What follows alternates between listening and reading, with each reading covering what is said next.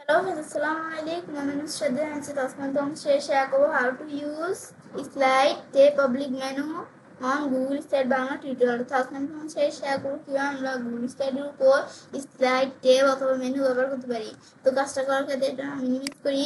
বাস minimise করার পরে আমরা কাজটা করব। তো সেই ক্ষেত্রে প্রথমে আমরা কি করব, বিষয়টা করার ক্ষেত্রে প্রথমে আমরা আমাদের গুগল স্লাইড কিভাবে আমাদের এখান থেকে গুগল স্লাইডটা ওপেন করব। এর আগে আমরা আমাদের এখানে গুগল স্লাইড কিভাবে ওপেন করতে হয় এর উপরে আমাদের বেসিক ভিডিওতেই দেওয়া আছে, তোমরা সেখান থেকে দেখে নিতে পারো। তো এখন আমাদের গুগল স্লাইডে আমরা কাজ করব। তো সেই ক্ষেত্রে আমাদের গুগল স্লাইডের সাথে কিন্তু আমাদের এই জিমেলে সাইন ইন করা থাকতে হবে। তো সেই ক্ষেত্রে আমরা কাজটা করতে পারবো। তো বিষয়টা করার ক্ষেত্রে আমি গুগল স্লাইডে আসি। তো এখন আমরা স্লাইডে ক্লিক করি। ক্লিক করলে কিন্তু আমাদের ধরো এই গুগল স্লাইড ওপেন হয়ে গেল। ওপেন হওয়ার পর আমি চাইলে একটা ব্ল্যাঙ্ক প্রেজেন্টেশন নিয়েও করতে পারি, বা তোমরা তোমাদের যেটা ভালো লাগে করতে পারো। আমি ধরো একটা ব্ল্যাঙ্ক প্রেজেন্টেশন নিয়েও করতে পারি, বা টেমপ্লেট, বা এখানে এরকম প্রেজেন্টেশন নিয়েও করতে পারি। আমি ধরো টেস্ট প্রেজেন্টেশন নামে যে ফাইলটা এটা নিলাম, নেওয়ার পরে তো তারপরে এখন আমরা কি করবো, বিষয়টা করার ক্ষেত্রে আমাদের প্রথমে আমরা বলছি যে স্লাইড টেবিল বিষয়টা দেখবো। এখন এখানে আসার পর আমাদের বলছে কি এখানে নিউ স্লাইডস। এখন আমরা এর মধ্যে নিউ স্লাইড, এখন আমার কিন্তু এখানে এই স্লাইডটা দেওয়া আছে। এখন নিউ স্লাইডে ক্লিক করলে আমাদের নতুন একটি স্লাইড চলে আসবে। তারপর আমাদের বলছে ডুপ্লিকেট স্লাইড। ধরো আমাদের ধরো এই যে এই স্লাইডটা আমার দ্বারা এরকম এই যে স্লাইডে দ্বারা আমি কিছু কাজ করলাম, ব্যাস এই স্লাইডে কিছু কাজ করলাম, পরে ধরো এই স্লাইডে আমরা কি করলাম, এখানে আসার পরে আমরা আমাদের এই যে ধরো এখানে আসার পর আমরা ইমেজে আসলাম। ইমেজ আসার পর ধরো আমরা কি করি, তারপর আমরা এই ধরো ক্যামেরাতে ক্লিক করি। ব্যাস ক্যামেরাতে ক্লিক করার পরে তারপর কিন্তু আমাদের এখানে ক্যামেরাটা চলে আসলো। তো এখন এখানে আমি একটা ছবি তুলে নেই। ব্যাস তোলার পর আমাদের কিন্তু ছবিটা হয়ে গেল। হওয়ার পর আমি ধরো ইনসার্ট দিলাম। তো এখন ইনসার্ট দেওয়ার পর আমাদের কিন্তু এই ধরো এখানে আমার যে ছবিটা এখানে চলে আসলো।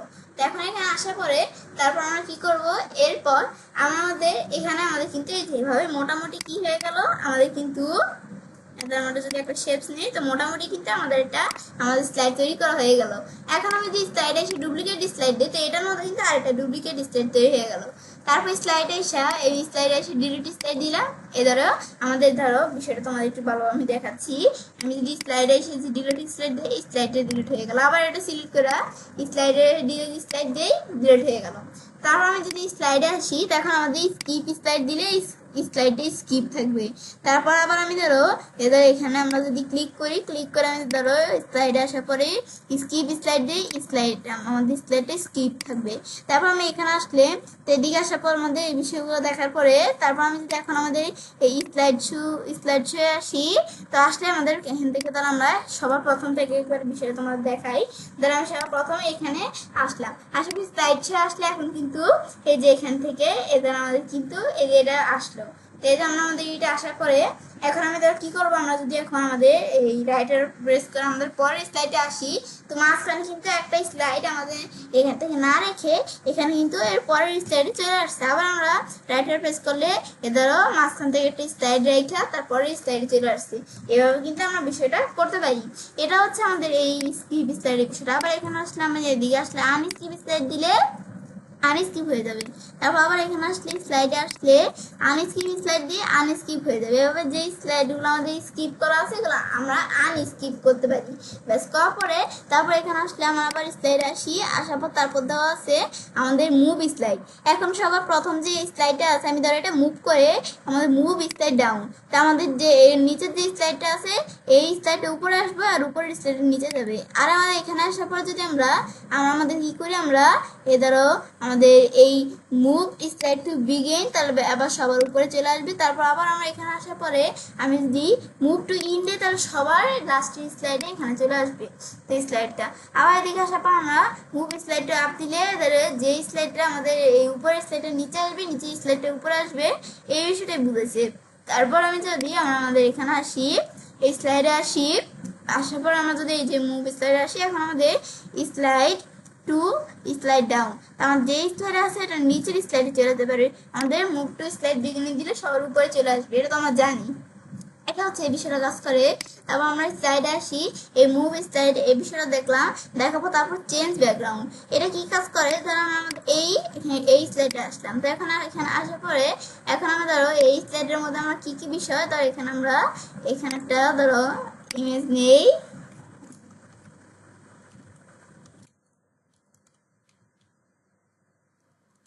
নেওয়ার পরে এখানে ধর আমরা এদিকে আসার পর আমরা কোন ইমেজটা নেই, এখানে ধর আমরা এটা নিলাম। ব্যাস নেওয়ার পর আমি নেক্সট ডে আমাদের ইনসার্ট ডে, ইনসার্ট দিলে কিন্তু আমাদের ধরো এই যে আমাদের এখানে এই ইমেজটা চলে আসলো। এখন ধর আমাদের এই ইমেজটা আমি ধরো এখানে রাখলাম, রাখার পরে এখন ধর আমরা আমাদের স্লাইডে আসি। তো আসার পর এখন বলছি আমরা কি লিখবো, আমাদের চেঞ্জ ব্যাকগ্রাউন্ড। আমি যদি চেঞ্জ ব্যাকগ্রাউন্ডে আসি, চেঞ্জ ব্যাকগ্রাউন্ডে আসার পরে এখন কিন্তু আমাদের এই ব্যাকগ্রাউন্ড কিন্তু এখন বর্তমানে এই যে এটা আছে, তো এখন এই ব্যাকগ্রাউন্ডটা কিন্তু আমরা বলছি এখন কি করবো, আমরা চেঞ্জ করব।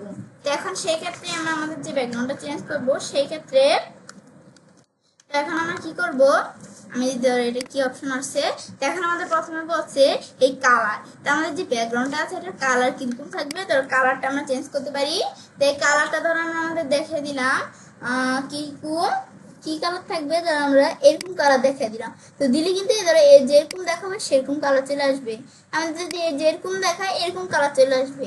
চোজ ইমেজ, আমি ইমেজ দেখা দিলে আবার ইমেজ চলে আসবে। রিসেট দিলে কোনো ইমেজ কালার কিছুই থাকবে না। আমি প্রথমে এই কালারটা দিলাম, দেওয়ার আমি এই যে অ্যাড টু থিম এগুলো আমরা করতে পারি। তারপর আমি যদি এখন এই যে অ্যাড টু থিম দেই বা ডান দিই, তাহলে কিন্তু এদের থিমটা এদিকে এদের অ্যাড হয়ে গেল। মানে অ্যাড হয়েছে এটার মধ্যে, এখন দেখো বাকি সবগুলোর মধ্যে কিন্তু এই যে থিমটা চলে আসছে।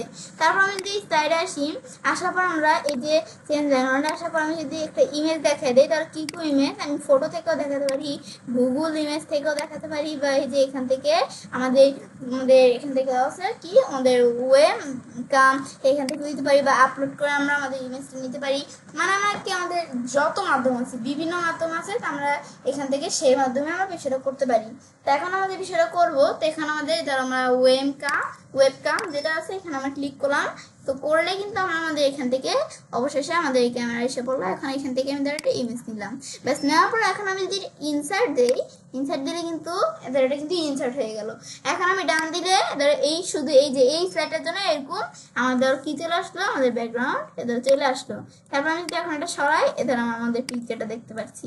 তো এখন আমি যদি আবার এদিকে আসা পড়ি, এখন আমি যদি এই যে এখানে আসি, স্লাইডে আসি, তারপরে আমরা বলছি কি এখানে লাগছে এদের আমাদের কি লাগছে এই চেঞ্জ ব্যাকগ্রাউন্ড, তারপর লাগছে অ্যাপ্লাই আমাদের লেআউট। তো এখন আমাদের ধরো এই যে লেআউট আমরা অ্যাপ্লাই করতে পারি। ধরো এখন আমরা আমাদের যে বিষয়টা করব সেই ক্ষেত্রে এখন বলছে অ্যাপ্লাই লেআউট, আমি ধরো কোন লেআউট করব, তা আমাদের কিন্তু বর্তমানে এরকম লেআউট আছে। আমি যদি এরকম দিই তাহলে যে আমাদের লেআউটটা চেঞ্জ হয়ে যাবে।